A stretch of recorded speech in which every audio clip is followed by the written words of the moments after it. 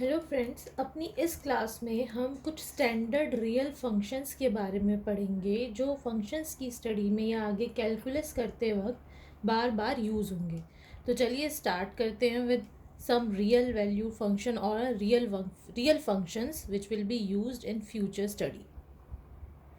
हमारा first type of function है constant function. As the name suggest, constant यानी the value of the function does not change given any value of x belongs to the domain R. यानी अगर k कोई fixed real number है then a function f x given by F x is equals to k for all x belongs to R domain of R. It is a real valued function, तो function is from R to R. तो x कहाँ से value ले रहा है? अपनी domain में से। ठीक है, इस कॉल्ड अ कांस्टेंट फंक्शन। कहने का मतलब है कि फंक्शन की वैल्यू चेंज नहीं होती चाहे x की वैल्यू कुछ भी हो।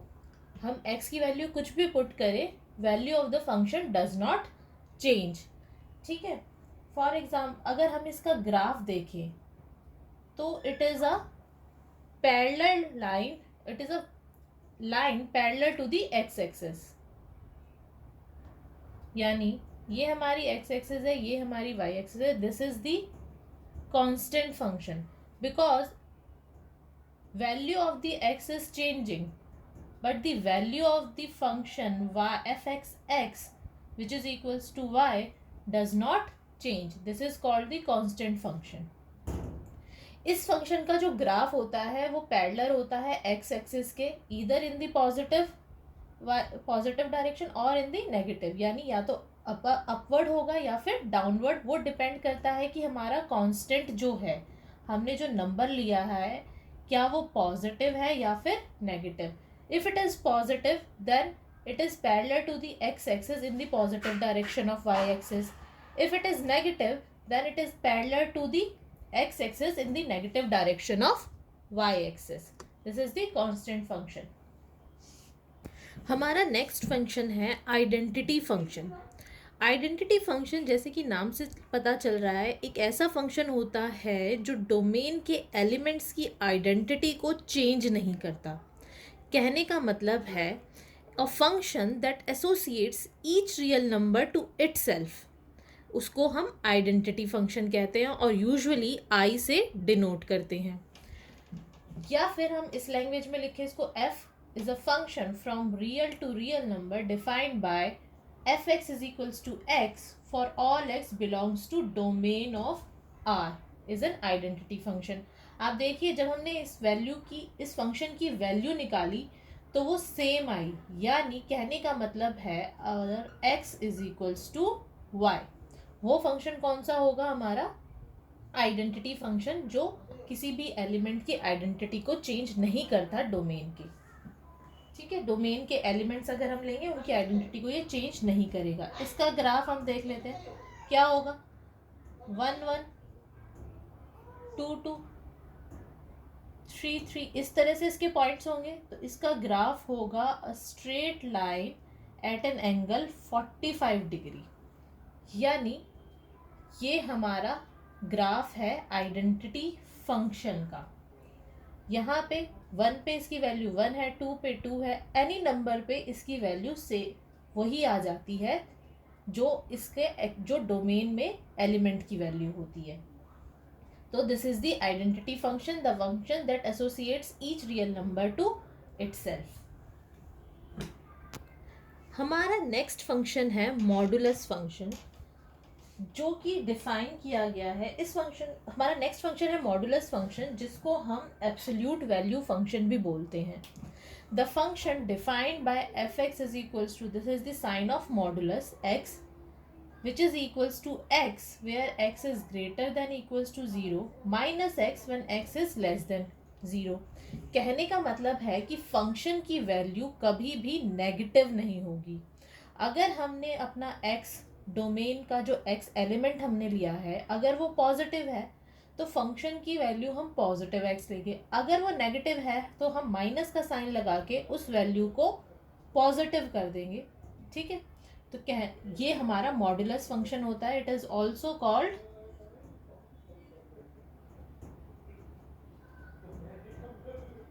एब्सोल्यूट वैल्यू फंक्शन, यानी कि ऐसा फंक्शन जिसकी वैल्यू ऑलवेज पॉजिटिव रहती है। इस फंक्शन का जो डोमेन होगा वो होगा आर, बट क्योंकि ये ऑलवेज पॉजिटिव है तो हमारी जो रेंज होगी इस फंक्शन की दैट इज प्लस आर, यानी always positive, because the value of the function is always positive. चलिए इस फंक्शन का ग्राफ देख लेते हैं एक बार। Function is f x is x where x is when x is greater than equals to 0, यानी this is this line 45 degree पे x एक्सिस से। when x is less than 0 it is minus of x, यानी अगर हम देखें तो हमारी value किस तरह से होगी फंक्शन की, 1 1 2 2 3 3, when x is greater than 0 x belongs to R, domain R, है ना। और हमारी वैल्यू क्या होगी, -1 -2 2 -3 3, when x is less than 0। ठीक है, तो हमारी जो वैल्यू होगी फंक्शन की that is always positive. This is the graph of the modulus function. Modulus function को हम इस तरह से भी लिख सकते हैं। कहने का मतलब है जब हम कोई भी नंबर लेंगे x और उसका स्क्वायर कर देंगे that will becomes positive, and then we take a square root of that positive number which is the number itself, यानी ये फंक्शन ऑलवेज पॉजिटिव होगा। It is a very important definition और important way of writing the modulus function, तो इसको आप ध्यान में रखिएगा। अदरवाइज सिंपली आप ये जान सकते हैं मॉडुलस फंक्शन क्या है, ऐसा फंक्शन जिसकी वैल्यू कभी भी नेगेटिव नहीं आती है irrespective of the value of x. ठीक है, वैल्यू एक्स की नेगेटिव भी हो सकती है पॉजिटिव भी हो सकती है, यानी डोमेन जो है वो negative X whole real number है और जो हमारी रेंज है that is the positive real numbers. ठीक है, तो this is the modulus function. हमारा नेक्स्ट फंक्शन है ग्रेटेस्ट इंटीजर फंक्शन। इस फंक्शन को डिफाइन करने से पहले हमें समझना होगा कि greatest integer less than equals to X से हमारा क्या मतलब है। देखिए, for any real number X we use this symbol square bracket और one sided curly bracket square to denote the greatest integer less than or equals to x। Greatest integer less than equal to X से हमारा कहने का मतलब है अगर हम कोई भी नंबर लेते हैं 7 2 5, सपोज हमने पॉइंट में एक नंबर लिया, तो अगर मुझे इसका ग्रेटेस्ट इंटीजर लेस देन और equal to X find out करना हो तो X is the integral part, ठीक है, नॉट द डेसिमल पार्ट। हम इंटीग्रल पार्ट को देखेंगे तो इसका आंसर आएगा 7। तो ग्रेटेस्ट इंटीजर लेस देन और इक्वल टू एक्स इज 7, यानी हमें इंटीग्रल वैल्यू देखनी है, ग्रेटेस्ट इंटीजर लेस देन और इक्वल टू एक्स। अब मैंने यहाँ पे एक और एक्स लिया है, सपोज मैं लेती हूँ 1, तो it comes out to be 1। Greatest integer less than और equal to x less than और इक्वल टू 1 ही। और यहाँ पे मेरे पास इंटीजर के साथ कुछ और एडिशनल पार्ट था डेसिमल में, ठीक है, तो मुझे कौन सा पार्ट लेना है, सिर्फ इंटीग्रल पार्ट लेना है, और वो भी वो वाला इंटीग्रल पार्ट जो एक्स से छोटा हो या उसके इक्वल हो। ठीक है, एक्स से जस्ट छोटा हो, कोई भी नहीं 6 7 8, जस्ट छोटा हो, तो वो क्या आ जाएगा 7। ये तो हुई पॉजिटिव की बात। अगर मैं नेगेटिव की बात करूं तो उस केस में ग्रेटेस्ट इंटीजर फंक्शन क्या होगा, greatest integer is less than और इक्वल टू एक्स। ठीक है, लेस देन। अब मैं अगर यहाँ पे -8 लेती हूँ तो ये मेरा less than equal to X की कंडीशन सेटिस्फाई नहीं करता, क्योंकि -8.2 जो है वो लेस है वो लेस देन है -8 से, और मुझे कौन सा इंटीजर चाहिए जो इससे छोटा हो, लेकिन मैंने तो बड़े वाला ले लिया, तो इससे जस्ट छोटा इंटीजर कौन सा होगा, -9। तो वैल्यू ऑफ -8.25 विल बी -9।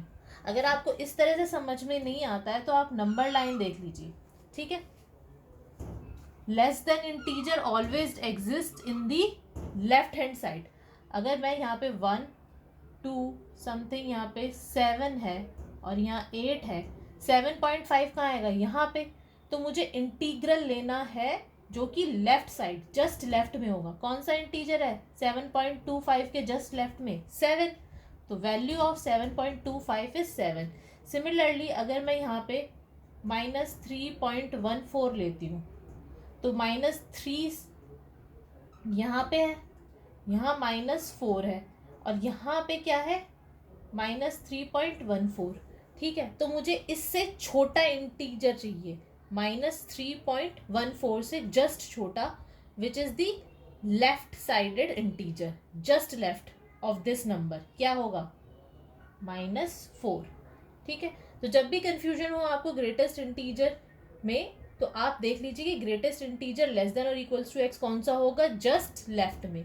तो पॉजिटिव के केस में तो आपका वही इंटीजर आ जाएगा, नेगेटिव के केस में उससे छोटा इंटीजर क्या होगा, जस्ट लेफ्ट, विच इज -8 का आ जाएगा -9।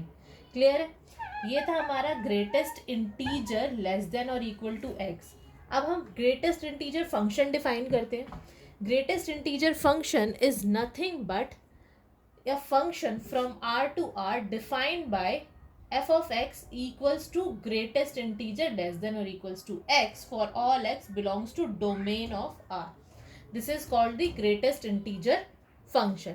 अब मैं इसका ग्राफ प्लॉट करती हूँ। ये 0, ये 1, ये 2, ये 3, ये 4, ये 5, -1, -2, -3। तो 0 से 1 के बीच में जितनी भी वैल्यू होगी, उन सब का जो आंसर होगा वो क्या होगा, हमारा 0। यानी ये सारी वैल्यू पे फंक्शन की वैल्यू क्या होगी, 0। ठीक है, 1 से जितनी भी छोटी वैल्यू होगी उन सब पे फंक्शन की वैल्यू क्या होगी, 0। इसी तरह से फंक्शन की वैल्यू क्या होगी 1 और 2 के बीच में, 1 और 2 के बीच में कोई भी नंबर लूंगी तो छोटा इंटीजर क्या होगा, 1। तो फंक्शन की वैल्यू होगी ये 1 ही रहेगी, फंक्शन की value y is equals to 1 between all the values of x belongs to 1 and 2 interval, है ना। तो ये आ गया यहाँ पे, ये मैंने ये ओपन रखा है, ये इसका मतलब है कि ये 2 वैल्यू 2 पे ही एग्जिस्ट करेगी। 2 से जितनी भी छोटी वैल्यू होगी उन सब पे वैल्यू क्या होगी, 1। सिमिलरली 2 से जितनी भी छोटी वैल्यू होगी 2 और 3 के बीच में, उसमें फंक्शन की वैल्यू क्या होगी, 2। तो इस तरह से इसका जो फंक्शन आएगा वो डिसकंटिन्यूअस टाइप आएगा, और वो इंटरवल टू इंटरवल डिफाइन होगा बिटवीन 2 इंटीजर्स। ठीक है, अगर मैं सिर्फ इंटीग्रल वैल्यू देखूं तो between the integer it is a continuous graph, but अगर मैं पूरा एक नंबर लाइन देखूं तो it is a discontinuous function on all whole real line. ठीक है, सिमिलरली ये क्या होगा, यहाँ पे 3 और 4 के बीच में वैल्यू क्या होगी फंक्शन की, 3। सिमिलरली अब हम नेगेटिव साइड में चलते हैं। 0 और -1 के बीच में क्या वैल्यू होगी फंक्शन की, -1। -1 और -2 के बीच में क्या वैल्यू होगी फंक्शन की, -2, है ना। ऑलवेज -2 आएगी क्योंकि लेस देन वाला इंटीजर चाहिए। सिमिलरली ये, यानी -2 किस पे आएगा, जब फंक्शन हमारा सिर्फ -2 दे रखा है। -2 और 3 के बीच में फंक्शन की वैल्यू क्या हो जाएगी, -2 और -3 के बीच में फंक्शन की वैल्यू होगी -3, क्योंकि लेस देन इंटीजर लेना है। ये क्लियर है ग्रेटेस्ट इंटीजर फंक्शन। फिर भी अगर आपको कोई डाउट या क्वेरी हो तो आप कमेंट सेक्शन में और हमेशा लिख के बता सकते हैं, जो कि हम आगे वाली क्लासेस में डेफिनेटली सॉल्व करेंगे। हमारा नेक्स्ट फंक्शन है सिग्नम फंक्शन। चलिए देखते हैं सिग्नम फंक्शन क्या होता है। The function f defined by modulus of x divided by x if x is not equals to 0 and 0 at the value of x is equals to 0. यानी हमारी function की value जो है for all those points which is not 0 is modulus x upon में x और at x is equals to 0 it is 0. यानी कहने का मतलब है हम अगर मॉडुलस को खोलें तो मॉडुलस क्या होता है, पॉजिटिव के लिए यहाँ पे क्या आ जाएगा x, तो x से x कैंसिल हो जाएगा तो मॉडुलस की वैल्यू, इस पूरी टर्म की वैल्यू क्या आ जाएगी हमारी 1. यानी फंक्शन की वैल्यू होगी 1 for all x greater than 0. At 0 x is equals to 0. 0 पे फंक्शन की वैल्यू हो जाएगी 0 और for all those values of x less than 0 belongs to domain, function की वैल्यू क्या हो जाएगी -1. कहने का मतलब है कि जो हमारा सिग्नम फंक्शन है उसकी जो डोमेन होगी वो होल रियल लाइन हो जाएगी. यानी x कोई भी वैल्यू ले सकता है, इधर पॉजिटिव इधर नेगेटिव और 0. बट रेंज क्या हो जाएगी उसकी फंक्शन की, रेंज हो जाएगी is limited to 3 elements that is -1, 0 and 1. This is the graph of the signum function. At 0 it is 0 and for all other values of positive values of x, value of the function is y is equals to 1 and for all other values of x less than 0, value of function is -1. This is a signum function. तो हमने आज की class में different types of function पढ़े जो आगे हमारे calculus में बहुत ही यूज़ होने वाले हैं. हमने फंक्शन पढ़ा कांस्टेंट फंक्शन, देन हमने पढ़ा आइडेंटिटी फंक्शन, देन हमने पढ़ा modulus function, then greatest integer function and the signum function. इसके अलावा कुछ और फंक्शंस होते हैं जैसे exponential function and the logarithmic function. These two function I want you to study in details. तो उसको हम आज की क्लास में नहीं कर रहे हैं, वो हम आगे आने वाली क्लासेस में डिटेल्स में पढ़ेंगे. आज हमने जितने भी टॉपिक्स पढ़े, जितने भी टाइप्स ऑफ फंक्शन पढ़े, अगर उसके अंदर आपको कोई भी किसी भी तरह का डाउट या क्वेरी है तो प्लीज़ कमेंट सेक्शन में लिख कर बताइए ताकि हम आगे आने वाली क्लासेस में उसको सॉल्व कर सकें. Thank you.